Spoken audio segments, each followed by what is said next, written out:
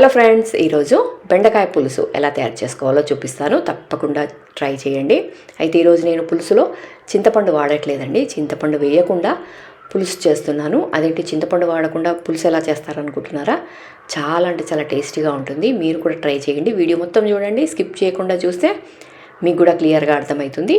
తప్పకుండా ట్రై చేయండి. ట్రై చేసిన తర్వాత టేస్ట్ ఎలా ఉంది అనేది కూడా తప్పకుండా కామెంట్లో షేర్ చేసుకోండి. సో చూసారు కదా, ఇలా చిక్కగా మనకి చింతపండు వాడినా కూడా మీకు ఇంత చిక్కగా రావడం కానీ అలా అస్సలు జరగదండి. సో వీడియో మొత్తం చూస్తే మీకే అర్థమవుతుంది. ఇక దీనికి ఏమేమి కావాలో చూద్దాం.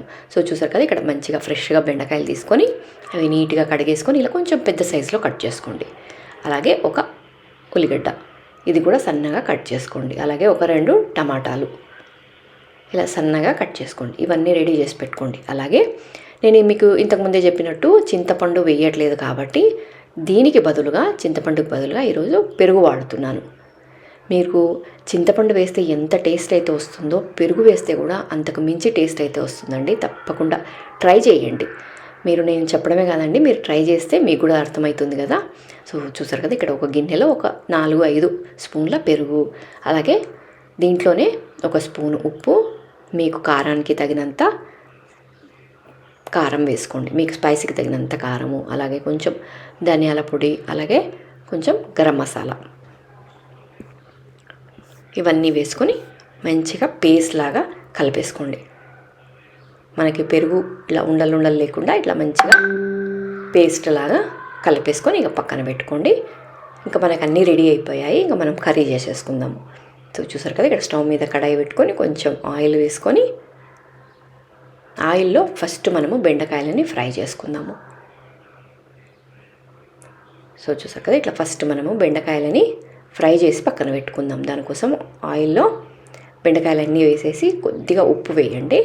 ఉప్పు వేసి ఒక 5 నిమిషాల వరకు ఫ్రై చేసుకుందాము. బెండకాయలు మంచిగా ఇట్లా మనకి అప్పుడే తెలిసిపోతుంది ఫ్రై అయిపోయినట్టు, అలా దగ్గరికి వచ్చేస్తాయి. మనకి ఫ్రై అయిపోయాక అంతవరకు ఫ్రై చేసుకుందాం. సో చూసారు కదా, ఇట్లా మంచిగా మీకు చూపిస్తున్నాను కదా, ఇగో చూసారు కదా, ఇట్లా మంచిగా దగ్గరికి వచ్చేంత వరకు ఇట్లా ఫ్రై చేసుకొని తీసి ప్లేట్లో వేసుకుందాము.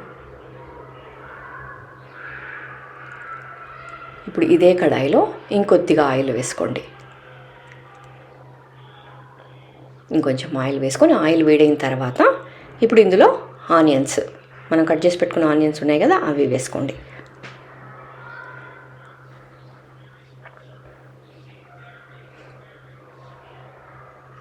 ఆనియన్స్ వేసుకొని కొంచెం ఎరుపు రంగు వచ్చేంత వరకు ఫ్రై చేసుకుందాము.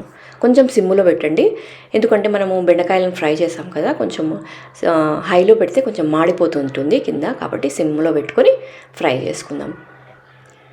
సో ఇలా కొంచెం ఎరుపెక్కిన తర్వాత ఆనియన్స్, కొద్దిగా పసుపు, అలాగే కట్ చేసి పెట్టుకున్న టమాటా, అలాగే కొంచెం కరివేపాకు, ఇవన్నీ వేసి మూత పెట్టుకొని మనం టమాటాలు మగ్గేంత వరకు ఉడికించుకుందాం. సో తప్పకుండా ట్రై చేయండి. బెండకాయ పులుసు చాలా అంటే చాలా బాగుంటుంది. అన్నంకి, చపాతీకి, దేనిలోకైనా ఒకసారి ట్రై చేయండి, బాగుంటుంది. సో చూసారు కదా, ఇట్లా టమాటాలు మగ్గిపోయాక ఇప్పుడు మనం రెడీ చేసి పెట్టుకున్న పెరుగు పేస్ట్ ఉంది కదా, అది వేసేసుకోండి.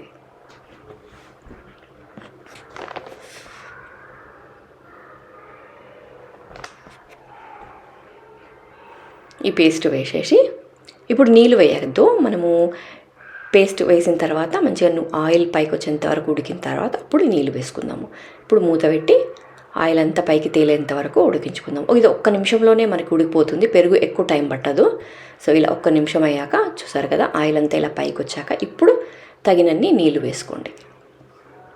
మీకు గ్రేవీ ఎలా అయితే అవసరమో అన్ని నీళ్ళు వేసుకోండి. పల్చగా ఇష్టపడే వాళ్ళైతే కొన్ని నీళ్ళు ఎక్కువ వేసుకోండి. మీకు పల్చగా ఇష్టం లేదు, కొంచెం చిక్కగా అంటే కొన్ని నీళ్ళు తక్కువ వేసుకోండి. ఇలా నీళ్ళు వేసి కలిపేసి మనం ఫ్రై చేసి పెట్టుకున్న బెండకాయలు ఉన్నాయి కదా, అది కూడా వేసుకుందాము. ఎందుకంటే మనకి బెండకాయల పులుసు మంచిగా పట్టాలి కాబట్టి కనీసం ఒక 5 నిమిషాలైనా ఉడికితే మనకి బెండకాయలకి మంచిగా ఆ పులుసు అనేది పడుతుంది. సో కలిపేసుకొని మూత పెట్టుకొని ఒక 5 లేదా 2-3 నిమిషాలు ఉడికించుకుందాం. ఈలోపు మనకి పులుసు అనేది కొంచెం చిక్కబడాలి కాబట్టి దానికోసం ఒక చిన్న గిన్నె తీసుకొని దాంట్లో 1 స్పూను శనగపిండి వేసుకొని కొన్ని నీళ్ళు వేసి కలపండి. మీరు ఇలా అసలు శనగపిండి వేసామన్న టేస్ట్ కూడా రాదండి. సో మీరు ఒకసారి ట్రై చేసి చూడండి. ఈ పద్ధతిలో. సో ఇలా ఒక 2-3 నిమిషాలు ఉడికిన తర్వాత ఇలా కొంచెం ఆయిల్ పైకి తేలి ఇంకా ఇప్పుడు మన శనగపిండి మిశ్రమం ఉంది కదా, అది వేసుకోండి. అది వేసుకుంటే మన పులుసు అనేది కొంచెం చిక్కబడుతుంది. ఇలా కలిపేసుకొని ఒకే ఒక్క నిమిషం మనము ఉడికించుకుంటే మన బెండకాయ పులుసు రెడీ అయిపోతుంది.